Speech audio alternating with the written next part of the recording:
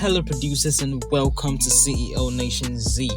Alright guys, so in this video I'm going to be showing you how to create your melody loops, melodies for sample packs, samples, whatever you want to call it. I'm going to be showing you how to create that in this particular video. Alright, so without further ado, let's jump right in. So first of all, you actually have to have your melodies. I'm not going to be showing you how to create the melodies in this video, just any of your old beats, the old melodies you had, you can just come and bring them out. Then just remove the drums and other things and just leave out the melodies.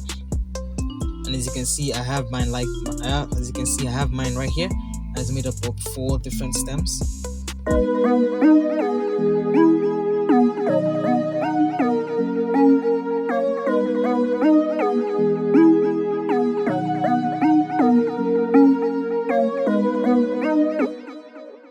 Alright guys, so that's what we have. Alright guys, so to achieve the melody loops, we're going to be using Edison, and I'm going to go ahead and load that on the master track. Actually, you can load it anywhere, but I'm just going to be loading on the master for this. And then what you want to do is, first of all, you want to actually select the portion of where you want the melody to loop. Like, as you can see, my melody ends here, so I'm just going to select that portion and go ahead and select it. Alright, then we go over to the Edison, and then you set it from on input, you set it to on play, and then you hit the record button. So what this does is that it sets it in a way that once you play, it immediately starts recording, and it doesn't record anything until you start playing. So let's go ahead and hit play.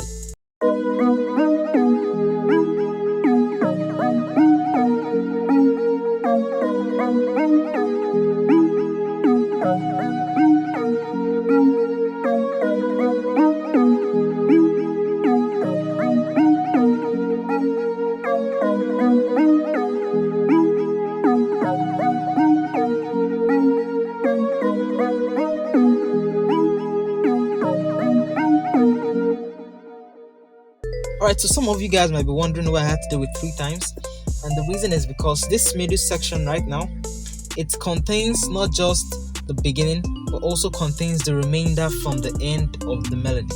Some of you might not really understand this, but just know that for your melody to loop correctly, you have to select somewhere in between 2 melodies. That is why we're using Edison and not just exporting it directly from here, because if you are to export it directly from here, it might not loop correctly. So now that we have that selected, as you can see, I double clicked on this yellow icon here to select it. You're going to press Ctrl Delete to just isolate that segment, and it remove the rest. Then as you can see, we can press this slow button right here to hear how it sounds.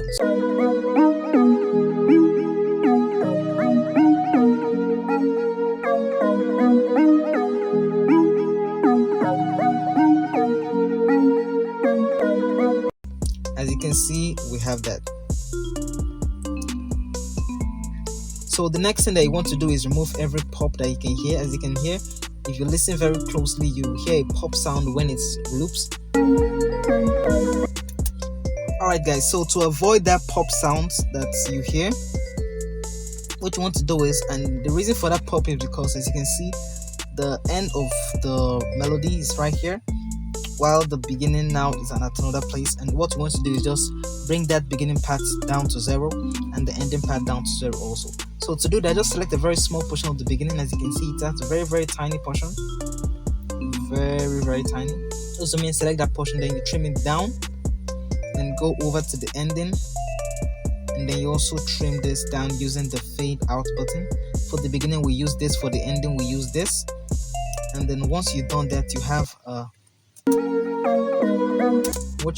you notice they have a very smooth loop that goes through, and that is that. So from here, what you do is that you can then go ahead and save it. You can name it whatever you want to name it, and then also you go ahead and add the BPM and the key of the melody. As you've included in the sample pack, you can go ahead and do that. And also, if you want to go ahead and create the stems for each melody, all you need to do is just go ahead and record this individually one by one and save this under its own stem folder. And that is that, guys, for creating sample packs and loops, melodies, whatever you want to call it in FL Studios. See you in the next one.